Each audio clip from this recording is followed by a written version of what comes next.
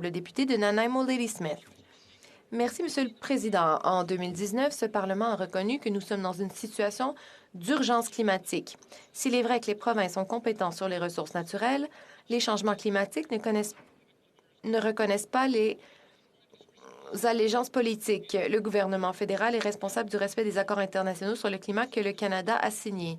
Il incombe à tous les ordres de palais de gouvernement de travailler ensemble pour faire face à cette urgence avec toute la célérité requise. Le temps des tergiversations et des querelles de compétences est terminé. Il est temps d'agir.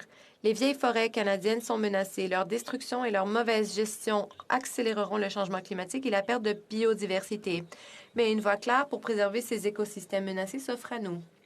Si nous nous engageons à respecter les principes de l'UNDRIP en reconnaissant les droits et les titres des peuples autochtones et leur gestion de ces terres.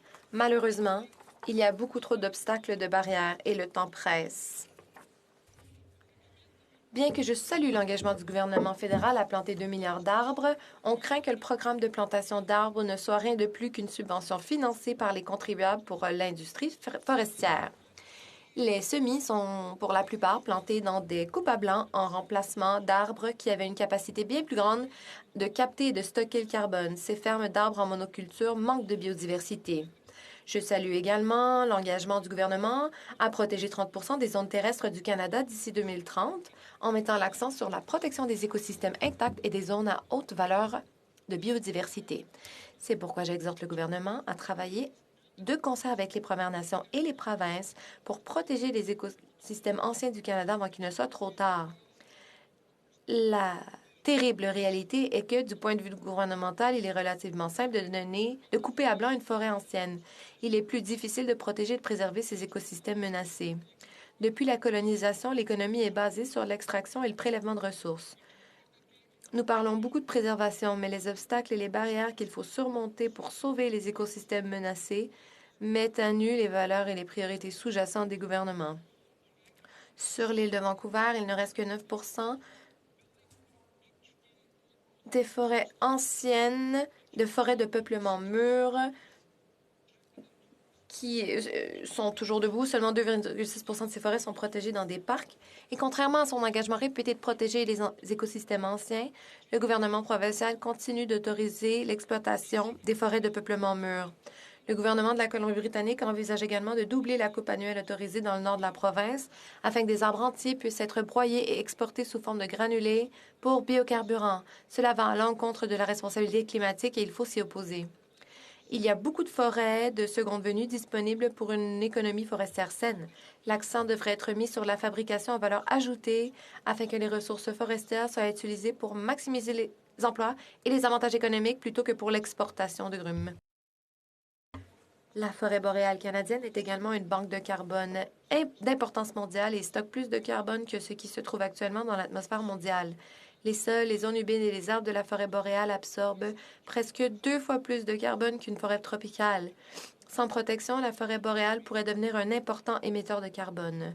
Si nous nous engageons réellement à respecter les principes de l'UNDRIP et à reconnaître les droits et les titres des peuples autochtones, les gouvernements doivent fournir un financement essentiel aux initiatives de protection des terres des Premières Nations et soutenir des alternatives économiques durables à l'exploitation des forêts anciennes ou des forêts de peuplement mûr plutôt pour les communautés des Premières Nations dans ces territoires non cédés.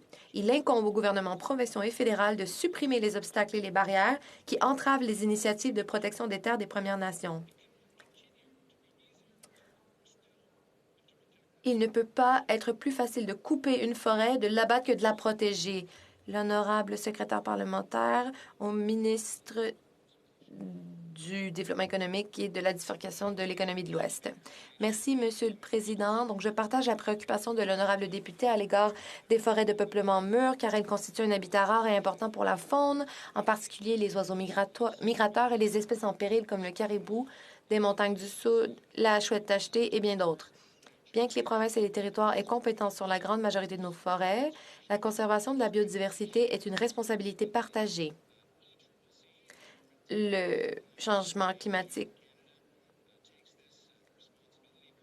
et Environnement Canada prend cette responsabilité très au sérieux. Avec nos partenaires provinciaux et territoriaux, nous avons identifié le secteur forestier comme une priorité afin d'améliorer les résultats de conservation des espèces en péril. Dans le cadre de notre initiative sur les secteurs prioritaires, nous avons récemment lancé un processus visant à élaborer un plan d'action pour la conservation des espèces en péril avec les provinces, les territoires et les communautés autochtones, ainsi que l'industrie forestière et les groupes environnementaux. Une fois complété, ce plan d'action identifiera et classera par ordre de priorité les possibilités d'harmoniser les politiques et les pratiques de conservation et du secteur forestier avec des résultats positifs pour la conservation des espèces en péril et la durabilité du secteur. De plus, le Canada coopère avec les provinces et les territoires pour protéger 25 de nos terres et nos eaux d'ici 2025. Notre intention est d'inclure davantage de forêts de peuplement mûr dans les zones protégées. Le processus impliquera également l'engagement des partenaires autochtones des provinces et d'autres partenaires et organisations intéressés. La Colombie-Britannique et le Canada sont impatients de poursuivre leur coopération en matière de conservation des forêts de peuplement mûr dans le cadre de l'entente bilatérale sur la nature annoncée récemment et qui est actuellement négociée par les partenaires fédéraux et provinciaux. Et finalement, le gouvernement collabore avec les provinces et les intervenants pour élaborer des critères rigoureux en matière d'utilisation des terres et de biodiversité dans le cadre de la norme sur les carburants propres, afin de s'assurer que la culture et la récolte des matières premières des biocarburants n'ont pas d'incidence négative sur l'utilisation des terres ou la perte de biodiversité. Seuls les biocarburants fabriqués à partir de matières premières qui répondent à ces critères pourront être crédités en vertu de la norme sur les carburants propres. En vertu du règlement proposé, les matières premières forestières doivent être récoltées conformément à un plan de gestion qui empêche les impacts négatifs sur les peuplements ou les forêts de peuplement mûr. L'honorable député de Nanaimo, Lady Smith. Merci, Monsieur le Président. J'aimerais remercier le secrétaire parlementaire pour ses commentaires. Si les forêts de peuplement mûr de l'île de Vancouver étaient une table de banquet, il ne resterait que des miettes. Et ce n'est que récemment que les Premières Nations ont été invitées à partager quelques petits avantages économiques de l'exploitation des derniers de ces écosystèmes anciens. Nous ne pouvons pas nous attendre à ce que les Premières Nations qui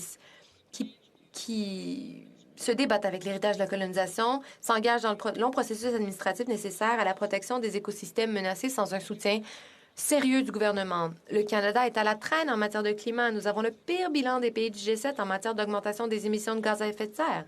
Les gens en ont assez de l'inaction du gouvernement. Sur l'île de Vancouver, les défenseurs des terres mènent des actions directes et se préparent à une nouvelle guerre des bois, à l'instar de la campagne de sauvegarde du détroit de Clayoquot, qui est devenu un mouvement international en 1993. Le gouvernement actuel peut éviter de faire les frais de cette campagne internationale en prenant des mesures pour protéger dès maintenant les écosystèmes anciens menacés. J'espère qu'il le fera. Secrétaire parlementaire, merci à l'honorable député pour son militantisme et sa passion. Je veux lui dire que les forêts feront partie du plan du gouvernement qui s'attaquera au changement climatique. Nous allons planter des arbres, restaurer les écosystèmes et tout cela aura lieu dans le cadre du nouveau plan annoncé. Cela nous permettra de capter le carbone et empêcher qu'il soit relâché dans l'atmosphère. Ces mesures auront des effets positifs sur les écosystèmes, dont les forêts de peuplement mûr, et aideront le Canada à atteindre ses objectifs en matière de